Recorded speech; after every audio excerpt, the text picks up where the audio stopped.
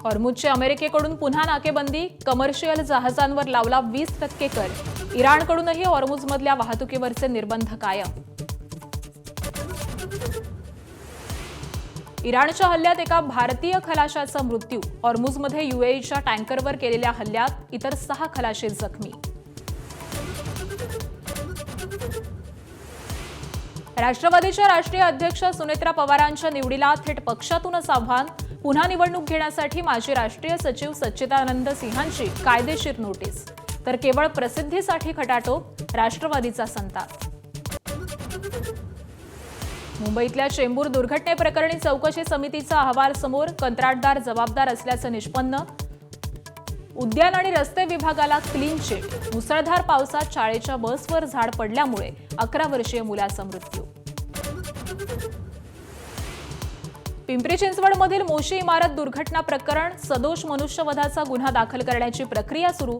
पर्यावरण विभाग प्रमुख संजय कुलकर्णी आणि कार्यकारी अभियंता योगेश आल्हाटांवर गुन्हा दाखल होण्याची शक्यता।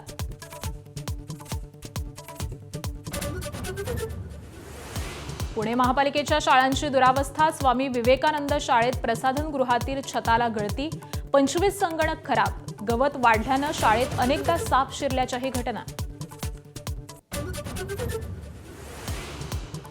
टीईटी पेपरफुटी प्रकरणात धक्कादायक खुलासा, 6 लाख उमेदवारांचं भवितव्य 8,000त विकलं।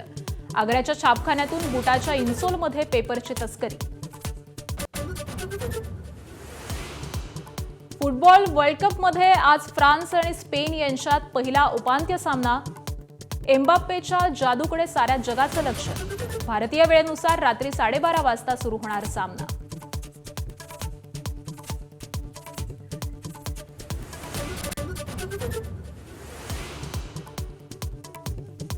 हेडलाईन्स नंतर बुलेटिनमध्ये आपलं स्वागत आहे आणि बुलेटिनच्या सुरुवातीलाच बातमी आहे नाशिकमधून। नाशिकच्या इगतपुरीमध्ये भावली धरणावरती पर्यटनासाठी गेलेल्या पर्यटकांवरती स्थानिक टवाळखोरांनी हल्ला केलाय। नाशिकमधून आपल्या कुटुंबासोबत पर्यटनासाठी भावली धबधबा इथं गेलेल्या पूनम भागवत आणि त्यांच्या कुटुंबावरती हल्ला करण्यात आलाय। फिरायला गेलेल्या कुटुंबातील तरुणीची स्थानिक टवाळखोरांनी छेड काढल्यावरून वाद झाला। लाकडी काठी आणि लोखंडी रॉडनं मारहाण करण्याचा प्रयत्न केलाय, तर गाडीचीही तोडफोड केली आहे। हल्ला होताच गाडी पळवल्यामुळे जीव वाचल्याचा दावा पीडित कुटुंबियांकडून करण्यात येतोय। तर हल्लेखोरांनी 4 ते 5 किलोमीटरपर्यंत पाठलाग करून ठिकठिकाणी हल्ले केलेत। तर या घटनेप्रकरणी नाशिकच्या अंबड पोलिसांमध्ये पहिला गुन्हा दाखल करण्यात आलेला आहे। अंबड पोलीस आणि ग्रामीण पोलीस यांच्याकडून संयुक्तपणे आरोपीचा शोध सुरू आहे।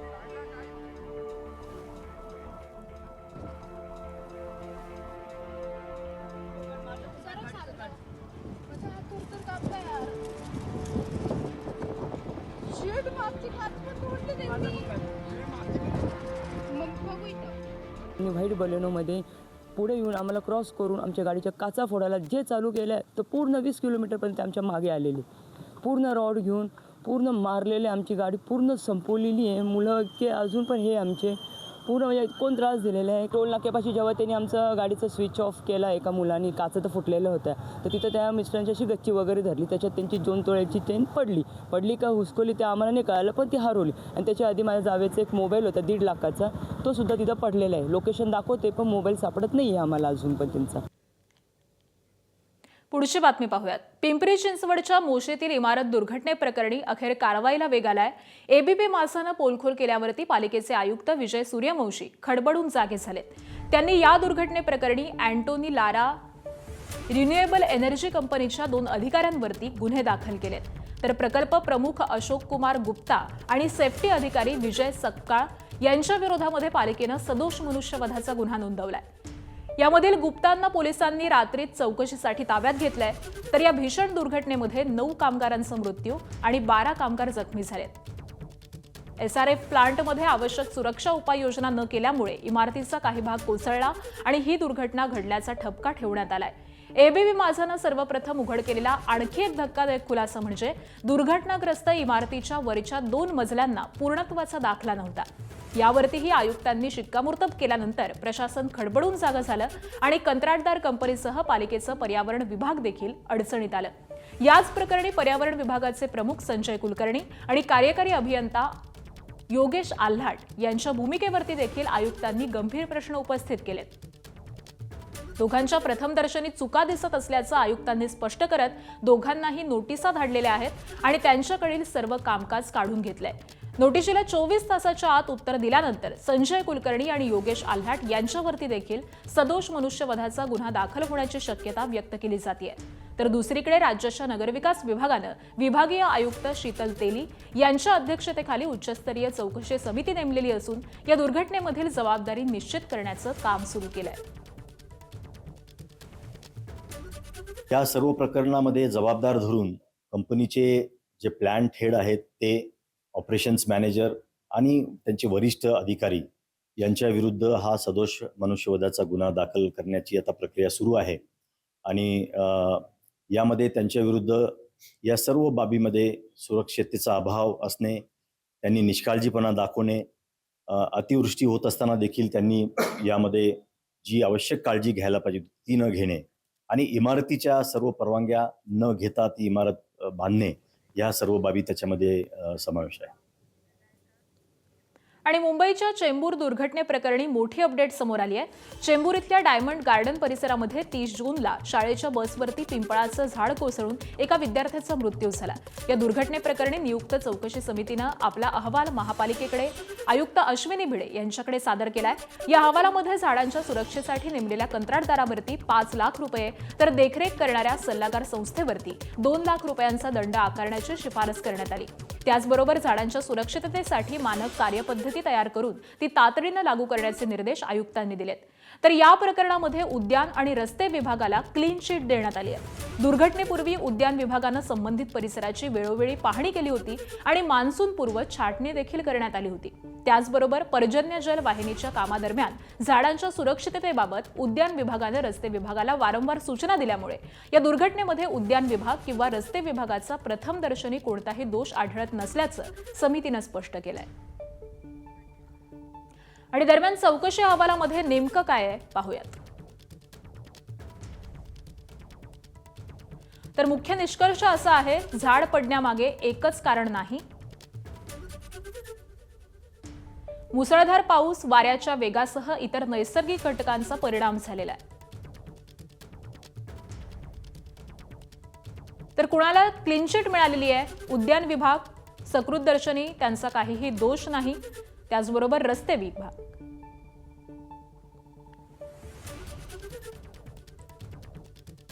आणि त्याचबरोबर कारवाई नेमकी कोणावरती झालेली आहे जाणून घेऊयात. कंत्राटदार गवार कन्स्ट्रक्शन 5 लाख दंडाची शिफारस करण्यात आलेली आहे. त्याचबरोबर सल्लागार माहिमतुरा कन्सल्टंट 2 लाख दंडाची शिफारस करण्यात आली आहे. तर समितीचं निरीक्षण असं आहे की उद्यान विभागानं आधीच रस्ते विभागाला इशारा दिलेला होता. कंत्राटदारानं पुरेशी खबरदारी घेतली नाही. केवळ कंत्राटदारालाच संपूर्ण दोषी ठरवणं योग्य नाही. त्यामुळे आता नेमकं पुढे काय, तर झाडांसाठी स्वतंत्र SOP तयार करण्यात आलेली आहे. त्याचबरोबर वृक्ष तज्ज्ञांची नियुक्ती देखील झाली आहे. झाडांभोवती अतिरिक्त काँक्रिटीकरण टाळण्याच्या सूचना देण्यात आल्या. त्याचबरोबर प्रत्येक प्रकल्पामध्ये झाडांचं संरक्षण हा निवेदनाचाच भाग असावा अशी महत्त्वाची शिफारस देखील करण्यात आली आहे. त्याचबरोबर झाडांच्या देखभालीसाठी वैज्ञानिक पद्धतीचा अवलंब करावा असं देखील सांगण्यात आलंय. संयुक्त पाहणी आणि नियमित सुरक्षा ऑडिट बंधनकारक असेल. या काही महत्त्वाच्या शिफारसी करण्यात आल्यात.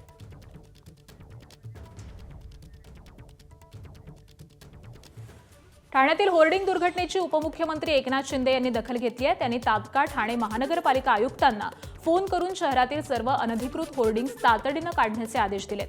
त्याचबरोबर पावसाळ्यात वाऱ्या पावसामुळे पुन्हा अशी कोणतीही दुर्घटना घडू नये यासाठी शहरातील सर्व होर्डिंग्सचं तातडीनं स्ट्रक्चरल ऑडिट करण्याच्या सूचनाही दिलेल्या आहेत. तर शिवप्रताप सेनेचे अध्यक्ष सुनील चौधरी यांच्या वाढदिवसानिमित्त संपूर्ण ठाणे शहरामध्ये मोठ्या प्रमाणावरती बॅनरबाजी करण्यात आली होती. मात्र 3 हात नाका परिसरातील उड्डाणपुलाखाली लावलेला एक बॅनर अचानक एका धावत्या दुचाकीस्वारावरती कोसळला. सुदैवानं जीवितहानी झाली नाही. दुचाकीस्वार थोडक्यात बचावला. या थरारक घटनेचा व्हिडिओ सध्या सोशल मीडियावरती प्रचंड व्हायरल होतोय.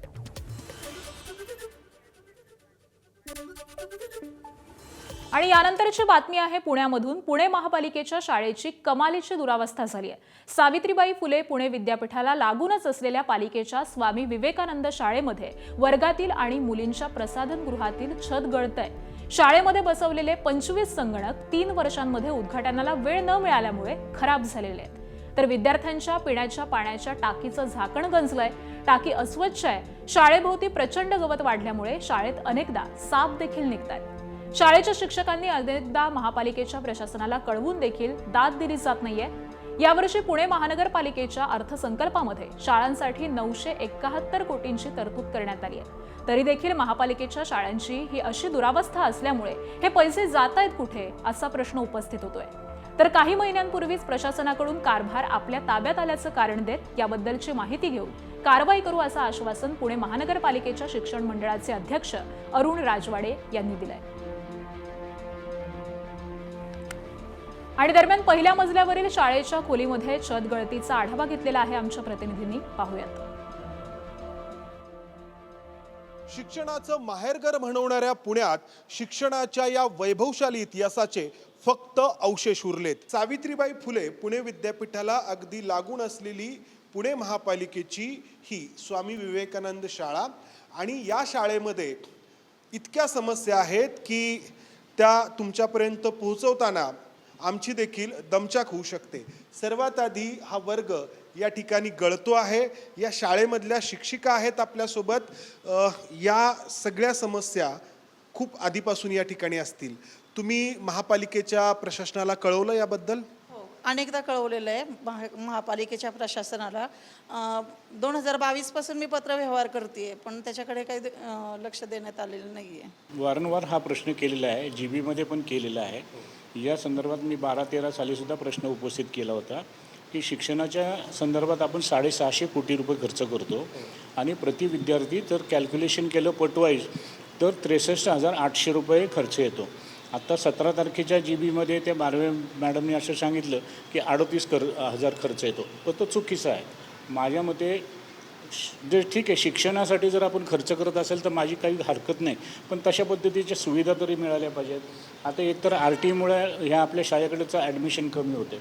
या शाळेमध्ये स्लॅब गळतात, ड्रेनेज तुंबलेली आहे, पाण्याच्या टाक्या 2-2 वर्ष धुतलेल्या नाहीत, त्याच्यातून घाण पाणी येते, पाणी पिण्यासाठी मुलांना नाही आहे.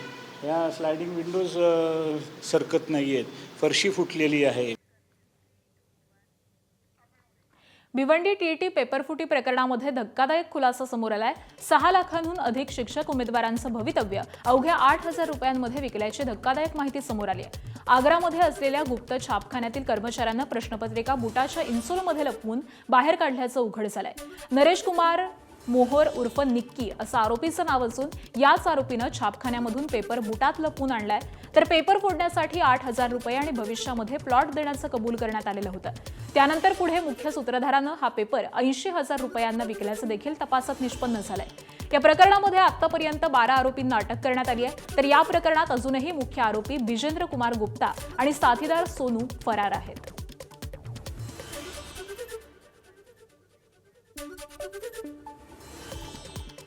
यानंतरची बातमी आहे नागपूरमधून. स्वयंपाकघरामध्ये अस्वच्छता आढळल्यामुळे 3 हॉटेलचे परवाने रद्द करण्यात आलेले आहेत. अन्न आणि औषध प्रशासन विभागानं नागपूरमध्ये ही धडक कारवाई केली आहे. Indian tandoor Katol road, the hut family restaurant Jagdish Nagar, family garden restaurant Pateri या 3 हॉटेल्सवरती ही कारवाई करण्यात आली आहे. हॉटेलच्या किचनमध्ये मोठ्या प्रमाणावरती उंदीर आढळून आल्यामुळे घाणीचं साम्राज्य देखील होतं आणि त्यामुळे विभागानं तात्काळ ही कारवाई केली आहे.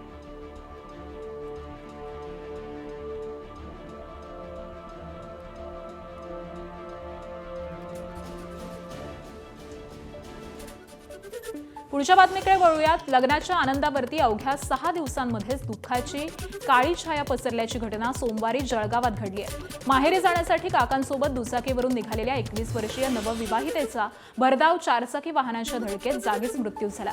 तर त्यांचे काका रावसाहेब पाटील गंभीर जखमी झालेत. वैशाली यांचा विवाह 7 जुलै रोजी मोठ्या उत्साहात पार पडलेला होता.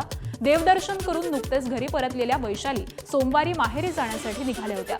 मात्र वैशालीचा विवाह 7 जुलै रोजी मोठ्या उत्साहात पार पडला. देवदर्शन करून नुकतेच घरी परतलेल्या वैशाली सोमवारी माहेरी जाण्यासाठी निघाल्या होत्या. मात्र काळानं त्यांच्यावरती घाला घातलाय.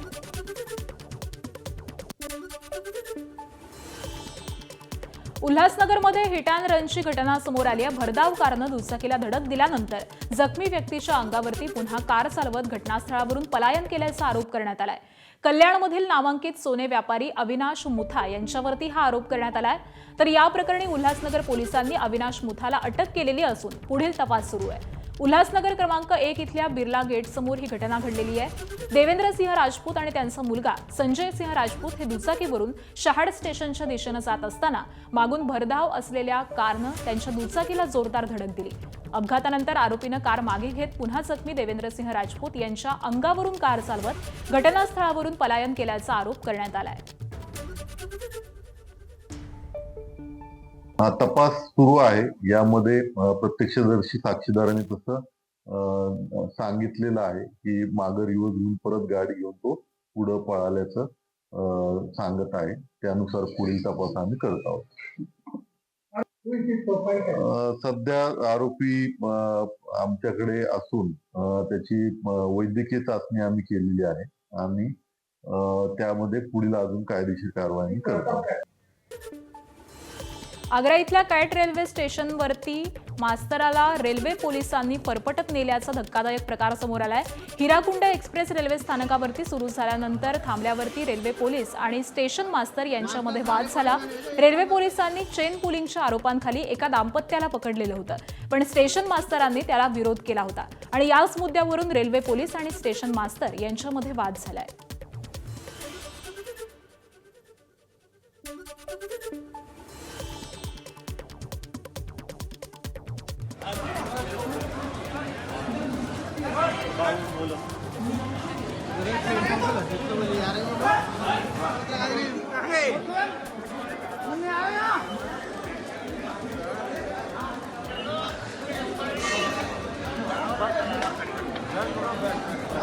मास्टर सारे पॉइंट्स में भेजो, 1 नंबर पे झांसी एंड सारी गाड़ियां खड़ी कर दो, सब कुछ कर दो, पॉइंट में भेजो, यहाँ 1 नंबर पे झांसी एंड.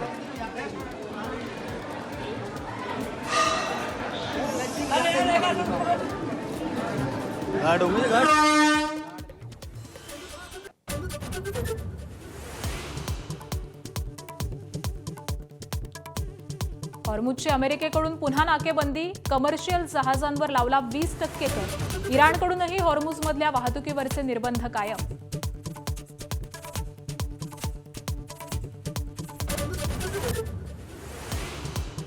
इराणच्या हल्ल्यात एका भारतीय खलाशाचा मृत्यू. हॉर्मुझमध्ये UAEच्या टँकरवर केलेल्या हल्ल्यात इतर 6 खलाशी जखमी. राष्ट्रवादीच्या राष्ट्रीय अध्यक्ष सुनेत्रा पवारांच्या निवडीला थेट पक्षातूनच आव्हान. पुन्हा निवडणूक घेण्यासाठी माजी राष्ट्रीय सचिव सच्चिदानंद सिंहांची कायदेशीर नोटीस. तर केवळ प्रसिद्धीसाठी खटाटोप. राष्ट्रवादीचा संताप. मुंबईतल्या चेंबूर दुर्घटनेप्रकरणी चौकशी समितीचा अहवाल समोर. कंत्राटदार जबाबदार असल्याचं निष्पन्न. उद्यान आणि रस्ते विभागाला क्लीन चिट. मुसळधार पावसात शाळेच्या बसवर झाड पडल्यानं 11 वर्षीय मुलाचा मृत्यू. पिंपरी चिंचवडमधील मोशी इमारत दुर्घटना प्रकरण. सदोष मनुष्यवधाचा गुन्हा दाखल करण्याची प्रक्रिया सुरू. पर्यावरण विभाग प्रमुख संजय कुलकर्णी आणि कार्यकारी अभियंता योगेश आल्हाटांवर गुन्हा दाखल होण्याची शक्यता.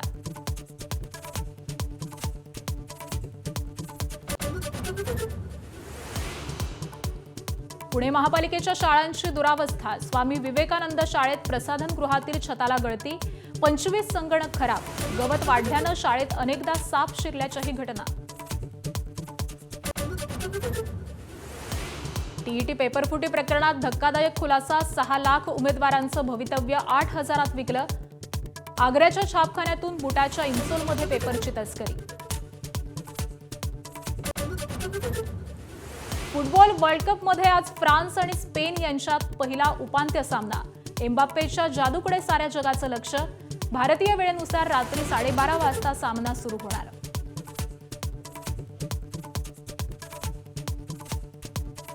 Headlines brought to you by या मान्सूनची बनेल बात. जर चहाला असेल चितळींच्या बाकरवडीची साथ. हेडलाईन्स नंतर बुलेटिनमध्ये आपलं स्वागत आहे. उपमुख्यमंत्री एकनाथ शिंदे आज दिल्ली दौऱ्यावरती असणार आहेत. आज एक दिवसीय दिल्ली दौरा करून रात्री ते मुंबईत परतणार असल्याची माहिती समजते. एकनाथ शिंदेंच्या दिल्ली दौऱ्याचं कारण हे मात्र अजूनही अस्पष्ट आहे. ऑपरेशन टायगर नंतर शिंदेंचा हा पहिलाच दिल्ली दौरा असणार आहे. केंद्रीय मंत्रिमंडळ विस्ताराच्या चर्चा सुरू असतानाच एकनाथ शिंदे यांच्या दिल्ली दौऱ्याला आता अधिक महत्त्व प्राप्त झालंय. आणि याच सगळ्या संदर्भामध्ये अपडेट देतात आमचे प्रतिनिधी सोमेश कोलगे सध्या आपल्या सोबत आहेत. सोमेश, शिंदे आज दिल्ली दौऱ्यावरती आहेत, काय नेमकं कारण आहे? अनेक घडामोडी घडतायत. एकनाथ शिंदे हे ऑपरेशन टायगर यशस्वी केल्यानंतर पहिल्यांदाच दिल्ली दौऱ्यावर येत आहेत. एकनाथ शिंदेचे खासदार वाढलेले आहेत आणि आता महाराष्ट्रामध्ये एकनाथ शिंदेचा पक्ष हा 13 खासदारांसह सर्वात मोठा एनडीएतील लोकसभेच्या दृष्टीने पक्ष झालेला आहे आणि त्यानंतर एकनाथ शिंदे दिल्लीत येत आहेत. तर निश्चितच आता देशभरामध्ये चर्चा सुरू आहेत त्या केंद्रीय मंत्रिमंडळ विस्ताराच्या, खाते वाटपाच्या आणि या पार्श्वभूमीवर एकनाथ शिंदेचा दिल्ली दौरा अधिक महत्वाचा ठरतोय. त्याशिवाय अन्यही काही चर्चा सुरू आहेत त्या, विशेषतः काही अजून पक्षांचे खासदार हे सुद्धा एनडीए सोबत येणार आहेत का आणि त्यानंतर मग आगामी अधिवेशनामध्ये केंद्र सरकारला जुळवाजुळव करून 2/3 बहुमतासह संविधान घटना दुरुस्ती पारित करायची आणि त्या दृष्टीने सुद्धा एकनाथ शिंदेचा दिल्ली दौरा हा महत्वाचा ठरतोय. आज एक दिवसीय दौरा करून आज रात्रीच पुन्हा शिंदे हे मुंबईत परतणार असल्याचं कळत आहे. ठीक, धन्यवाद सोमेश या सविस्तर माहितीसाठी.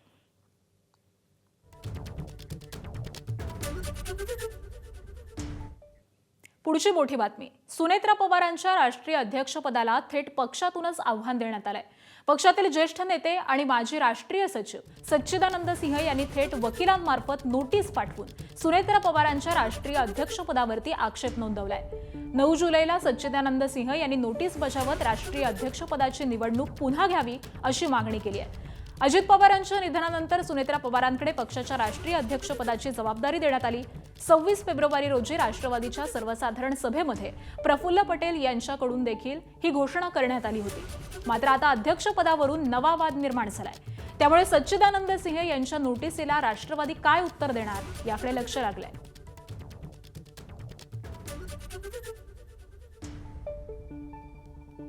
वर्किंग कमेटी की बैठक क्यों नहीं हुई और जो जनरल काउंसिल की मीटिंग हुई बम्बे में उसका सूचना इलेक्शन कमीशन ऑफ इंडिया को प्रदेशाध्यक्ष प्रफुल्ल पटेल के द्वारा क्यों नहीं दिया गया और धारा 29 के तहत रजिस्ट्रार को पूरी चुनावी प्रक्रिया की सूचना क्यों नहीं दी गई।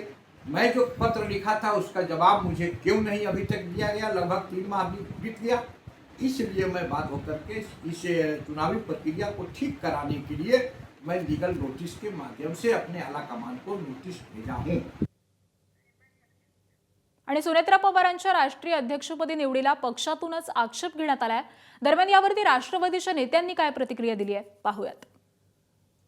राष्ट्रीय कार्यकारिणीमध्ये हात वर करून सगळ्यांनी प्रस्ताव ठेवल्याच्या नंतर त्या प्रस्तावाला अनुमोदन दिलं होतं आणि सर्वजण त्या प्रस्तावाला अनुमोदन दिल्याच्या नंतर एकमताने एक दिलाने सुनेत्रावहिनी पवार यांची राष्ट्रीय अध्यक्ष म्हणून त्या ठिकाणी निवड झालेली आहे आणि ती निवड पूर्णपणे कायद्याच्या चौकटीत राहून झालेली निवड आहे. त्याच्यामुळं अशा पद्धतीचं कुणी नोटीस पाठवलं त्याच्यामुळं ती काही मला वाटतं कुठं काही धोकादायक नाही, परंतु हे जाणीवपूर्वक माध्यमामध्ये प्रसिद्धी मिळवण्यासाठी कुठल्या तरी एका व्यक्तीने केलेलं असावं. सुनेत्रावहिनींच्या राष्ट्रीय अध्यक्षपदावरती झारखंडच्या अध्यक्षांनी समजा जर का ऑब्जेक्शन घेतलं असतं, नंबर 1 गोष्ट की अशा प्रकारचं ऑब्जेक्शन घेण्याचा कोणालाच अधिकार नाही.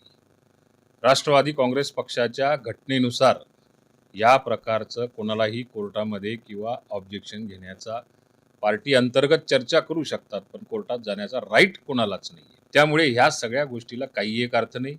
वकिला थ्रू नोटीस आलेली आहे, तिला आम्ही तथ्यहीन नोटीस समजतो आणि असल्या नोटीसीला उत्तर देण्याची आमच्या राष्ट्रवादी काँग्रेस पक्षाला आवश्यकता. त्यांनी जी नोटीस पाठवलेली आहे ती नोटीस अद्यापपर्यंत आम्हाला प्राप्त झालेली नसली तरी सुद्धा वेगवेगळ्या माध्यमातून ती आमच्याकडं त्या ठिकाणी पाहायला मिळालेली आहे. त्यांनी जे मुद्दे उपस्थित केलेले आहेत त्याच्यामध्ये राष्ट्रीय अध्यक्षांच्या निवडीच्या संदर्भातली जी नोटीस द्यायला पाहिजे होती, जे ठिकाण कळवायला पाहिजे होतं, जे वेळ कळवायला पाहिजे होती ते कळवलेलं नव्हतं आणि ती गुपचूपच निवड झाली अशा पद्धतीचं त्यांनी हास्यास्पद अशा पद्धतीचा एक आरोप केलेला आहे. या बाबतीमध्ये आपल्या सर्वांना कल्पना आहे की राष्ट्रीय अध्यक्षांच्या निवडीच्या संदर्भातनं बोलवण्यात आलेलं राष्ट्रीय अधिवेशन हे मुंबईमध्ये त्या ठिकाणी वरळीला डोम या ठिकाणी बोलवण्यात आलेलं होतं. ते ठिकाण सगळ्यांना कळवण्यात आलेलं होतं. व्यवस्थितरित्या पक्षाच्या राष्ट्रीय कार्यकारिणीतल्या सर्व सदस्यांना त्या संदर्भामधले निरोप देखील त्या ठिकाणी अधिकृत पद्धतीने कायदेशीररित्या जसे द्यायचे असतात तसे ते देण्यात आलेले होते. आणि यानंतर महत्त्वाच्या बातम्यांचा वेगवान आढावा घेऊयात. अयोध्येतील राम मंदिर न्यासाच्या निधीमध्ये झालेल्या कथित गैरव्यवहाराविरोधात ठाकरेंच्या शिवसेनेचं राज्यव्यापी आंदोलन सुरू आहे. उद्धव ठाकरे 18 जुलैला नागपुरात रामरक्षा पठण करत आंदोलन करणार आहेत. आंदोलनासाठी रामनगर राम मंदिर, राजाबक्ष मंदिर किंवा गणेश टेकडी मंदिर या 3 पर्यायांवरती चर्चा सुरू आहे. त्यातील रामनगर राम मंदिराचे मुख्यमंत्री फडणवीस आजीवन सदस्य आहेत. याच रामनगर राम मंदिरामध्ये आरती करून आंदोलन करण्याचा विचार सुरू आहे. दरम्यान या आंदोलनाच्या पार्श्वभूमीवरती ठाकरेंच्या शिवसेनेचे खासदार संजय राऊत आणि आमदार अंबादास दानवे आज संध्याकाळी नागपूरला जाणार आहेत. ज्या रामाच्या करसेवाला ते गेले ते राम मंदिर जर लुटलं जात असेल तर देवेंद्र फडणवीस असतील किंवा त्यांनी निर्माण केलेली राम मंदिरं असतील त्या सगळ्या पुजाऱ्यांनी भक्तांनी आमच्या आंदोलनात सहभागी व्हावं. मी तर देवेंद्र फडणवीसांना खुलं निमंत्रणच देतो आहे. मग जर ते त्या न्यासाचे आजीवन सदस्य असतील तर जरूर त्यांनी आमच्या रामरक्षा आंदोलनात सहभागी व्हावं. संभावित असं एक रामनगरचं राम मंदिर आम्ही केलेलं आहे. समजा पक्षप्रमुखांच्या आदेशानुसार सन्माननीय जे नेते येत आहेत संजय राऊत साहेब आणि अंबादासजी दानवे यांच्याशी चर्चा झाल्यानंतर एक अंतिम निर्णय घेण्यात येईल. तसं आमच्याकडे 2-3 ऑप्शन्स आम्ही ठेवलेले आहे. एक राजाबाक्षाचं हनुमानजीचं मंदिर, तसेच गणपती टेकडीचं मंदिर आणि राम मंदिर रामनगरचं. यामधून जे काही होईल ते फायनल आम्ही सन्मान्य संजय राऊत साहेब यांच्याशी चर्चा केल्यानंतर आम्ही आपल्याला कळवू किंवा ते आपल्याला कळवतील. चंद्रपूर महानगरपालिकेतील काँग्रेसचे तत्कालीन गटनेते राजेश अडूर यांनी धानोरकर गटाच्या 16 नगरसेवकांना बजावलेल्या अपात्रतेच्या नोटीसीवरती 22 जुलैला सुनावणी होणार आहे. नागपूर विभागीय आयुक्त तथा प्रादेशिक संचालक यांच्या कार्यालयानं धानोरकर गटाच्या 16 नगरसेवकांना 22 जुलैला सुनावणीसाठी उपस्थित राहण्यासाठी नोटीस बजावली आहे. वडेट्टीवार गटातील नगरसेवकांची काल नागपूर विभागीय आयुक्त विजयलक्ष्मी बिदरी यांच्यासमोर ओळख परेड झाली. यावेळी 11 नगरसेवकांनी हजेरी लावून आपलं मत नोंदवलंय. तर या दरम्यान काँग्रेसचे तत्कालीन गटनेते राजेश अडूर यांनी धानोरकर गटाच्या 16 नगरसेवकांनी व्हीप मोडल्याचा मुद्दा उपस्थित केला. मागील महिन्यामध्ये चंद्रपूर महानगरपालिकेतील धानोरकर गटातील काँग्रेसच्या 16 नगरसेवकांनी गटनेते बदलण्यासाठी हालचाली सुरू केल्या होत्या. त्याला प्रत्युत्तर म्हणून गटनेते राजेश अडूर यांनी 14 जून रोजी अधिकृत बैठक बोलावलेली होती आणि सर्व नगरसेवकांना उपस्थित राहण्यासाठी व्हीप जारी केला होता. मात्र अडूर यांचा आदेश डावलून 16 नगरसेवकांनी या बैठकीला दांडी मारली आणि दुसऱ्याच दिवशी म्हणजेच 15 जूनला स्वतंत्र बैठक घेतली. 16 नगरसेवकांनी राजेश अडूर यांच्या झुगारलेल्या व्हीपबाबत आता नागपूर विभागीय आयुक्त कार्यालयामध्ये 22 जुलैला सुनावणी होणार आहे. त्यामुळे काँग्रेसच्या गटनेतेपदाचा निर्णय आणखी लांबण्याची शक्यता निर्माण झाली आहे. अभिनेता आमिर खानच्या 3ऱ्या लग्नावरून चांगलंच राजकीय वादंग उठलंय. राष्ट्रवादीचे आमदार संग्राम जगताप यांनीही तीव्र आक्षेप घेतलाय. आमिर खानचं 3रं लग्न म्हणजे लव्ह जिहादचाच प्रकार आहे. जरी त्यानं त्याच्या पत्नीचं धर्मांतर केलं नसलं तरी 3 लग्न केल्यावरती देखील काही होत नाही. हा त्याच्या समाजासाठी प्रेरणा देण्याचा प्रयत्न असल्याचा आरोप त्यांनी केलाय. 3 वेळा म्हणजे चौथीची तयारी कुठतरी आहे असं वाटतं. त्याला काही लोक मतांच्या राजकारणासाठी समर्थनही करतायत की एक वर्ग हा खुश राहायला पाहिजे आणि म्हणून त्या वर्गाला खुश करण्याकरता हा प्रयोग कुठंतरी देशभरामध्ये राबवायचा आणि ती घटना आम्ही केल्यानंतर काही होत नाही हे उदाहरण भारत देशातल्या हिंदू समाजांपर्यंत दाखवायचं, त्यांचा असणाऱ्या समाजापर्यंत हा संदेश द्यायचा. म्हणजे तुम्हाला इतर समाजाला ती प्रेरणा आहे, पण हा प्रेरणा देण्याचा उपक्रम हा काही व्यक्तींनी जो राबवलाय या आमिर खानच्या बाबतीमध्ये जी घटना घडती ती अत्यंत म्हणजे वेदना देणारी घटना आहे. राज्यभरात सध्या सोयाबीन बियाणं उगवत नसल्याचा मुद्दा चांगलाच तापतोय. याच मुद्द्यावरती आता अकोला जिल्ह्यातील मूर्तिजापूरचे भाजपा आमदार हरीश पिंपळे यांनी सरकारला थेट आंदोलन आणि आमदारकीच्या राजीनाम्याचा इशारा दिलाय. आपण भाजपचे आमदार जरी असलो तरी त्या पदावरती शेतकऱ्यांमुळेच गेल्याचं हरीश पिंपळे यांनी म्हटलंय. आज अकोला जिल्हाधिकारी कार्यालयामध्ये जिल्हाधिकारी वर्षा मीना यांच्या अध्यक्षतेमध्ये सोयाबीन बियाणांच्या उगवणी संदर्भातली तक्रारीवरती आढावा बैठक घेण्यात आली आहे. बैठकीला आमदार हरीश पिंपळे, आमदार रणधीर सावरकर यांच्यासह कृषी विभागातील वरिष्ठ अधिकारी उपस्थित होते. बियाणं न गवळलेल्या कंपन्यांवरती फसवणुकीचे गुन्हे का दाखल केले जात नाहीत असा सवाल त्यांनी अधिकाऱ्यांना केलाय. संपूर्ण जिल्हाभर आंदोलन उभं करीन, माझ्या शेतकऱ्याला न्याय देईन. मी भाजपचा आमदार आहो, सत्ता पक्षाचा आहो, पण मला आमदार करणारे माझे शेतकरी आहे. शेतकऱ्यासाठी लढीन. टाइम पडलं तर आमदारची सोडून घेईन. तर बोगस बियाणांमुळे शेतकऱ्यांचं मोठं नुकसान होत आहे. कंपन्यांकडून शेतकऱ्यांना देण्यात आलेल्या बोगस बियाणाविरोधात आमदार बच्चू कडू आक्रमक झाले. बच्चू कडूंनी कृषी आयुक्त सूरज मांढरे यांना फोन करत इशारा दिलाय. 5-6 दिवसामध्ये शेतकऱ्यांना दुबार पेरणीसाठी बियाणं उपलब्ध करून द्या, नाहीतर बूस्टर कंपनीचं कार्यालय जाळून टाकू असा इशारा कडूंनी दिलाय. सरकार झोपलंय का असं म्हणत सत्ताधारी आमदार बच्चू कडू यांनी सरकारलाच घरचा आहेर दिलाय. त्याची अनुवांशिक चाचणी केली पाहिजे त्या बियाणाची ज्याच्याकडे आहे त्याची ते चाचणी जर केली तर लक्षात येणार नाही.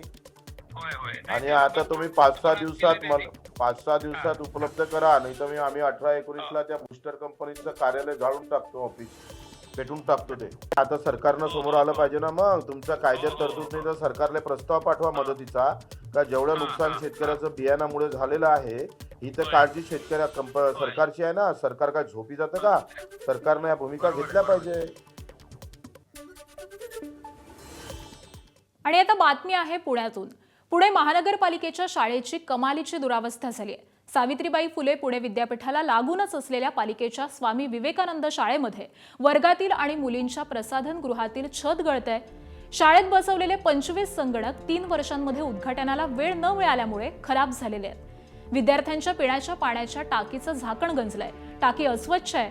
शाळेभोवती प्रचंड गवत वाढल्यामुळे शाळेत अनेकदा साप निघतात. शाळेच्या शिक्षकांनी अनेकदा महापालिकेच्या प्रशासनाला कळवून देखील दाद दिली जात नाहीये. यावर्षी पुणे महानगरपालिकेच्या अर्थसंकल्पामध्ये शाळांसाठी 971 कोटींची तरतूद करण्यात आली आहे. तरी देखील महापालिकेच्या शाळांचीही ही अशी दुरावस्था असल्यानं हे पैसे जात आहेत कुठे असा प्रश्न उपस्थित होतोय. तर काही महिन्यांपूर्वीच प्रशासनाकडून कारभार आपल्या ताब्यात आल्याचं कारण देत याबद्दलची माहिती घेऊन कारवाई करू असं आश्वासन पुणे महापालिकेच्या शिक्षण मंडळाचे अध्यक्ष अरुण राजवाडे यांनी दिलंय.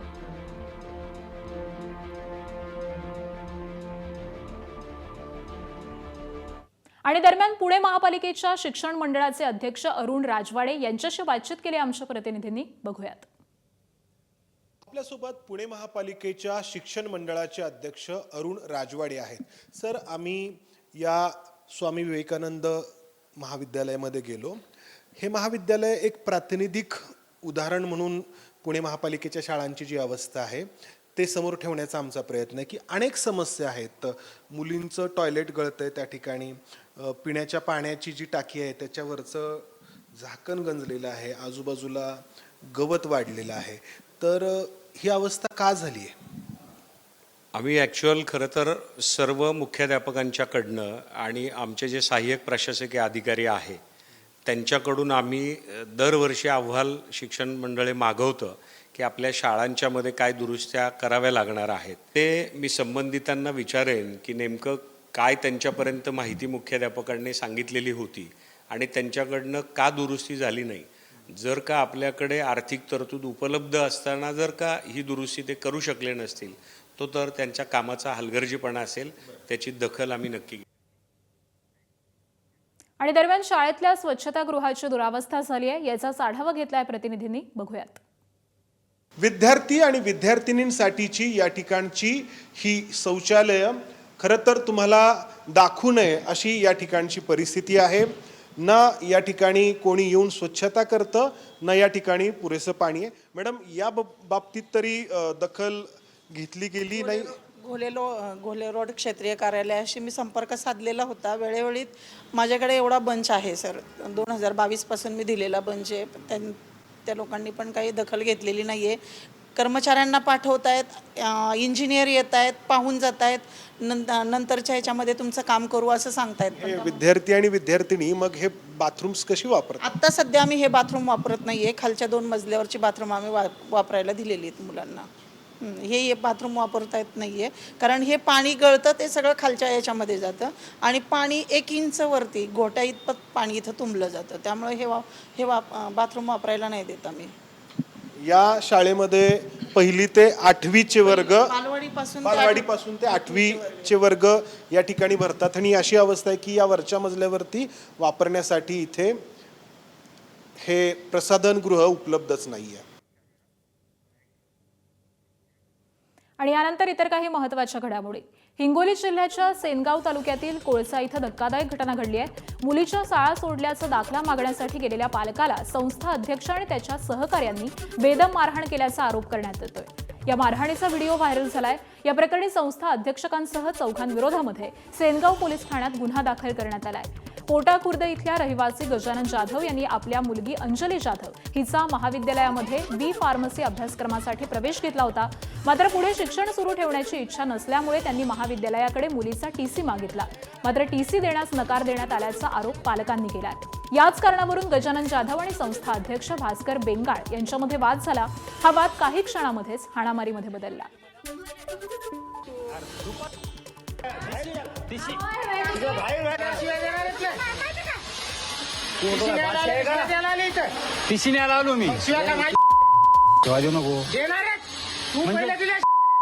देऊ नका शिवाय देऊ पाहिजे मला. दुपारपासून बसलो इथे. जून आणि जुलै महिन्यामध्ये विदर्भातील पावसाची तूट ही 27% पोहोचली आहे. नागपूर जिल्ह्यामध्ये ती 21% आहे. त्यामुळे शेतकरी पावसाच्या प्रतीक्षेत असला तरी पुढील एक आठवडा पावसाची कुठलीही परिस्थिती तयार होताना दिसत नसल्याचा अंदाज नागपूर वेधशाळेनं वर्तवलाय. या परिसरामधील नागपूर जिल्ह्यातील कचारी सावंगा गावामध्ये शेतकरी बादलीनं पिकांना पाणी देत आहेत. शेतकरी राष्ट्रपाल पाटील यांनी 15 जूनला 400 नवीन संत्रा रोपांची लागवड केली होती. जुलैच्या पहिल्या आठवड्यापर्यंत समाधानकारक पाऊस पडला. मात्र पुढे पाऊस गायब झाल्यामुळे त्यांनी आपले नवीन संत्र्याची रोपं वाचवण्यासाठी मजुरीच्या मदतीनं बादलीनं झाडांना पाणी हे घालण्यास सुरुवात केली आहे. कधी तुरळक पाऊस आला त्यामध्ये लोकांनी पेरण्या केल्या, परंतु पेरण्या केल्या नसताना त्या पेरण्या उगवल्या. परंतु आता पाण्याने दडी मारल्यानंतर शेतकऱ्यांची अशी हालाकीची परिस्थिती झालेली आहे की त्यांना उकाळी किंवा ते पाखरं म्हणतात ते त्या पिकांना मुळापासून उखडून फेकत आहे.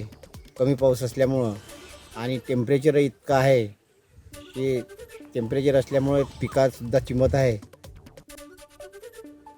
परभणीत यंदाच्या खरीप हंगामावरती पावसानं अक्षरशः पाणी फेरलंय. जिल्ह्यामध्ये आतापर्यंत सरासरीच्या तुलनेमध्ये तब्बल 42% पावसाची तूट नोंदवली गेलेली असून त्यामुळे शेतकऱ्यांची चिंता वाढली आहे. 14 जुलैपर्यंत जिल्ह्यात सरासरी 233 मिलीमीटर पाऊस अपेक्षित असताना प्रत्यक्षात केवळ 130 मिलीमीटर पाऊस झालाय. तोही तुटक स्वरूपाचा असल्यामुळे शेतजमिनींमध्ये ओल टिकून राहिलेला नाहीये. परिणामी जिल्ह्यातील 3.5 लाख हेक्टरवरील सोयाबीन, कापूस आणि तूर पिकं माना टाकू लागली आहेत. तर दुसरीकडे अद्याप साधारण 2 लाख हेक्टरवरील पेरणी ही रखडलेलीच आहे. परभणी जिल्ह्यावर यंदा वरुण राजाने पाठ फिरवल्याचं चित्र निर्माण झालेलं आहे. कारण आपण बघितलं तर 14 जुलै आज उजळला आहे आणि 14 जुलैपर्यंत सुद्धा समाधानकारक पाऊस झालेला नाही. आज 14 जुलैपर्यंत जिल्ह्यामध्ये जवळपास 233 मिलीमीटर पाऊस गरजेचा होता, मात्र तसं झालं नाही. फक्त 130 मिलीमीटर पाऊस पडलाय, तोही तोही सलग पडला नाही. आणि यामुळेच कुठेतरी 14 जुलै उजडला तरी जिल्ह्यातल्या पेरण्या पूर्ण झाल्या नाहीत. आजपर्यंत जिल्ह्यात 3.5 लाख हेक्टरवर पेरण्या झाल्यात. अजूनही 2 लाख हेक्टरवर पेरणी बाकी आहे आणि ज्या पेरण्या झाल्यात त्यांची परिस्थिती आपण बघितलं तर मी सध्या या सोयाबीनच्या शेतामध्ये आहे आणि जर बघितलं तर हे सोयाबीन आता मान टाकायला लागलेलं आहे. कारण पावसाचा खंड मोठा झालाय, पाऊस नाहीये आणि शेतकऱ्यांकडे पाण्याची उपलब्धता नाहीये. त्यामुळं ज्या पावसाच्या आशेवर शेतकऱ्यांनी हे सोयाबीन असेल, कापूस असेल, तूर असेल आदी पिकं लावले होते, त्याच शेतकऱ्यांना आता मोठं संकटात टाकण्याचं काम वरुण राजानं केलंय. आपण जर बघितलं तर हे शेतामध्ये बिलकुल ओल नाही आणि त्याचबरोबर हे जे सोयाबीन आहे हे मान टाकू लागलेलं आहे, सुकून जाऊ लागलेलं आहे. त्यामुळंच दुबार पेरणीची परिस्थिती जी आहे ती निर्माण झालेली आहे. त्यामुळं आणि आपण जर बघितलं तर हवामान विभागाकडून येत्या 21 ते 22 जुलैपर्यंत पाऊस नसल्याचं सांगण्यात आलेलं आहे. काही ठिकाणी तुरळक पाऊस पडेल, मात्र काही ठिकाणी पाऊस नसल्याचं सांगण्यात आलं आणि यामुळंच शेतकऱ्यांची चिंता जी आहे ती वाढलेली आहे. पंकज क्षीरसागर, एबीपी माझा, परभणी.